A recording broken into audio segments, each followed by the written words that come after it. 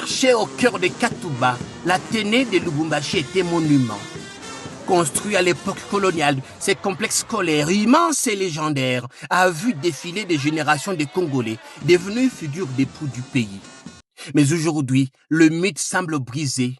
Les salles sont vides de mobilier, les tableaux craquelés et les élèves souvent brillants sont contraints d'apprendre assis à même les sols ou sur des briques. Une scène triste, presque violente, qui illustre les longs abandons de l'école publique. Et pourtant, c'est jeudi, une brise d'espoir a traversé Katouba. Sur instruction directe du chef de l'État, le service national a livré 1700 bancs à ces géants endormis. Des bancs fabriqués dans les ateliers de Kabulameshi, par des mains autrefois perdues, aujourd'hui réhabilitées.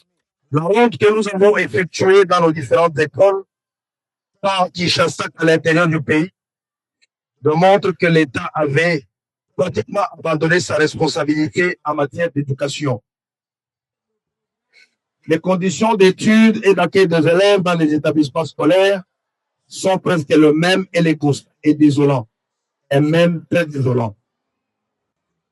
Nos enfants étudient à même les sols ou sur un morceau de briques ou de bois. Les salles de classe sont insalubres avec des murs fissurés et décolorés. La nuit a été longue, certes, mais sous l'impulsion du chef de l'État, commandant suprême, Félix Antoine Tshisekedi Tshilombo, un nouveau jour est en train de se lever. L'Athénée revit. L'histoire ne s'efface pas, mais elle s'écrit à nouveau. Car ici, on a compris qu'on ne bâtit pas une nation sans école. Pas d'école non plus sans mobilier. C'est donc fruit du travail et de discipline vient d'améliorer de manière significative les conditions d'apprentissage de nos élèves et des conditions de travail de nos enseignants. De la deuxième militaire et je peux vous accueillir et vous rendre les honneurs à l'occasion des remises officielles de banc, aucun militaire, aucun banc. Je vous invite à passer le détachement en revue. Et comme pour rappeler que l'éducation ne s'arrête pas qu'aux grandes villes, le lieutenant-général Jean-Pierre Kassongo-Kabouik a ensuite pris la direction du camp militaire Vangu pour y remettre 400 bancs au complexe scolaire de la 22e région militaire. Là aussi, un geste fort, discret mais chargé d'essence, la République réaffirme son rôle protecteur jusque dans ses écoles militaires.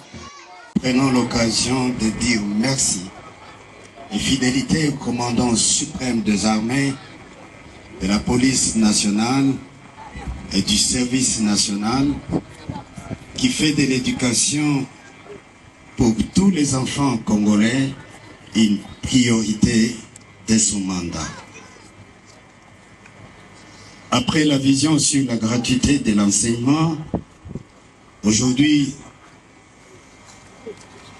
il envoie le service national pour pouvoir accompagner cette vision en procurant aux élèves les conditions d'études impeccables.